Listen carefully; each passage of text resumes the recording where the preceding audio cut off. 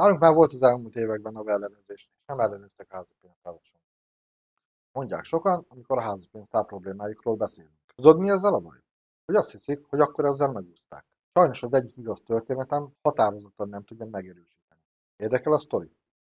Érdemes akkor is megnézni, ha neked okosan megoldották, vagy esetleg volt ellenőrzésed, és nem vizsgáltak házi pénztárat. Szóval egy jól menő vendéglátóhelyen végeztek 2024 harmadik negyedévében egy komoly ellenőrzést. Mindent rendbe találtak, volt házi pénztárkezelési szabályzatok, le is zárták évvégén magát az ellenőrzést, minden probléma nélkül. Félre is söpörte már a problémát a fejében. 2025. január elején 4 napos megérkezett a vendéglátóhelyiségbe, felhívták, hogy kedves hölgyem, fáradjon mielőtt a étterembe, lenne még egy kérésünk önhöz. Hát a hölgy nem is tudta, hogy miről van szó. Megérkezett, 2 napos leültette magával szembe, és azt mondta, hogy szeretnénk megnézni a házi pénztárát.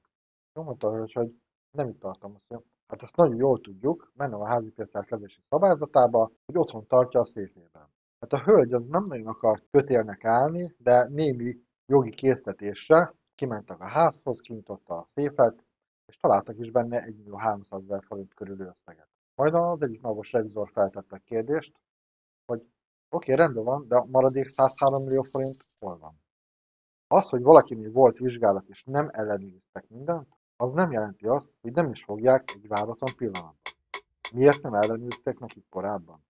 Akármiért. Lehet célirányosságból, vagy más szándékból, nem lehet tudni. De ha ilyen probléma van a cégben, megjegyzem, akkor is van, ha kiadtuk munkáltatói kölcsönbe, vagy más okos megoldással kezeltük, az azonnali megoldást követel, érdemes a hitelkezeléssel való megvádolás előtt kezelni. Hidd el, éveket vihet el az ember életét. Ráadásul vannak időszakok, amikor ez kiemelt figyelmet kap. Ilyen például az évzárás határideje és az azt követő időszak.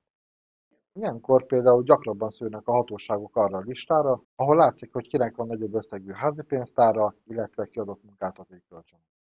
Kér egy konzultációt, és segítek megkeresni a legoptimálisabb költségekkel levő házi pénztárrendezést, ami legális, naváló, és segít aludni a bilincselős, bebörtönzős rémálmok helyett.